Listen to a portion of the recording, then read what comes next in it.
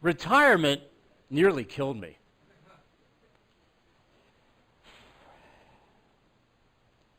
It was tough. You see, when men transition to retirement, it can be really difficult. The emotional swing can be like the depths of depression and despair, like you're at the bottom and it's just misery. Or it can be like the first time I saw my beautiful grandchild for the first time in late December. That much joy, that much fulfillment. And having bipolar, I'm always trying to find that middle, and it ain't easy. Now, there's another bad part of this, and that is what depression can do for older people, especially older men. We seek isolation. We seek to withdraw. We look everywhere for help, but we don't seem to be able to find it unless you have a computer close by. And this is how my story began. I was 58, my wife was 52, and she had been working at the University of Cincinnati. Please keep it down. And she saw, after 31 years, she saw all the changes coming, and even if she loved her job, she knew it was time to leave.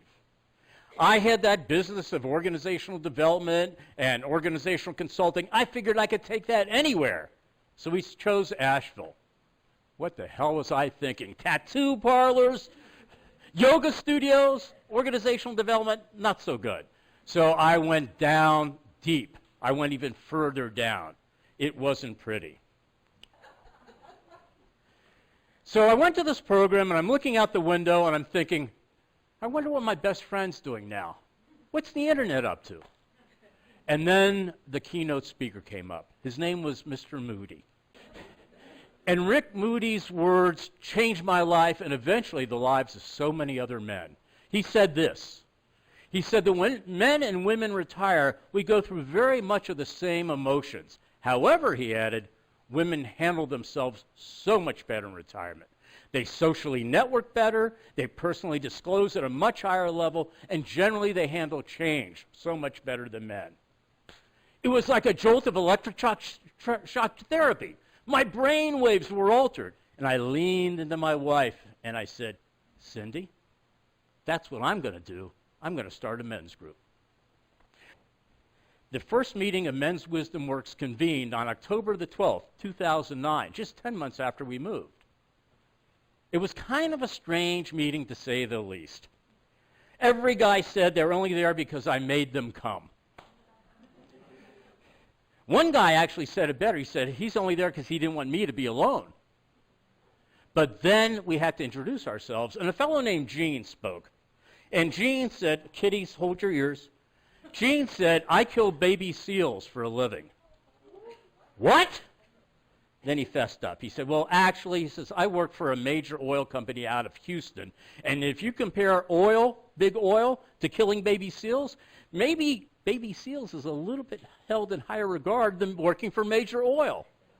And we went on. Now, what do? We actually meet twice a month for 2 hours at a time, and we talk about stuff you're not supposed to talk about. First of all, we admit that we're pips, previously important persons.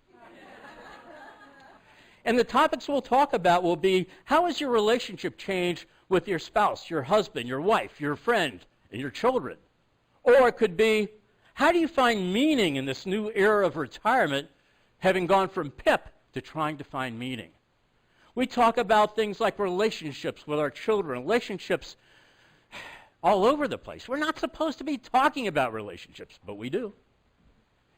And then there's the social aspect. We all gather together for brunch or breakfast or lunch in between meetings. We socialize a lot. We're doing stuff that men aren't supposed to do. We have fun in retirement. The thing that really makes my heart beat with fervor is the changes that I've seen in men, the changes that have taken place, and filled with joy and fulfillment. For example, a guy named Dave, like me, was a consultant. He was in organizational development, kind of a serious guy. he decided to take a class in poetry. Dave takes classes in things he never did before just to try to grow. He took a class in poetry, and amazingly, he has written poems that are out of this world. They're publishable. They're that good. And then there's Ted. Ted was an advertising executive from New York City. He moved to Asheville and said, what's my purpose? So I think he found it. He's written 2 novels, The Fall of Spring and After and Before. They're available at Malaprops and on Amazon, and please read them. I've read them. They're great. That's Ted. And then there's Gene. Remember Gene, the guy that killed baby seals for a living? He was also a self-avowed couch potato. He did this. He would wake up, he would go to work, he would come home, he would have dinner, watch TV, go to bed, rinse and repeat. But then Gene, in 2010, saw the movie The Way with Martin Sheen, schlepping across Europe on the El Camino de Santiago. Gene got inspired. He soon became the Forrest Gump of Men's Wisdom Works. He started walking and walking and walking. And in 2011, for the first time, he trekked, across El Camino de Santiago, 500 miles in 34 days. Gene has been back 3 times since. The first 2 were another 500-mile tributary off of El Camino, going through Italy and France and all over Europe. This year, he would be here tonight, but he's back on El Camino. He's 70. He's taking it a little easy. He's only doing 350 miles this year. Gene. The guy that really represents what Men's Wisdom Works means to me is a guy named Doug. Doug came up to me one day and he said, hey, thanks. I said, what for? You saved my life. What?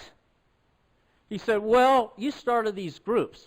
By the way, now we have 15 groups, 150 men. And Doug comes up and says, you saved my life. I said, what do you mean? He said, well, you started these groups, and my group saved my life. How so?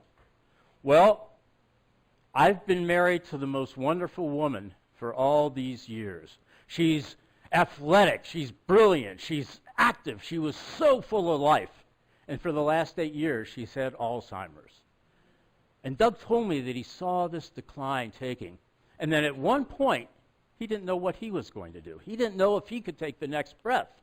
But he talked to his group about it, and now he's back. Doug is back completely. No therapy, no medication. God damn, I'm jealous. None of that stuff. But what he's done is he's found Julia. And Julia is his new life companion. And Doug and Julia now sailboat. They play golf. They go to all the community activities. And Doug is a whole man, and he's great. And let me show you why that means so much. Because now we do what men aren't supposed to do. We open up. We share the most intimate personal details with each other. We party. And we're also filled with compassion.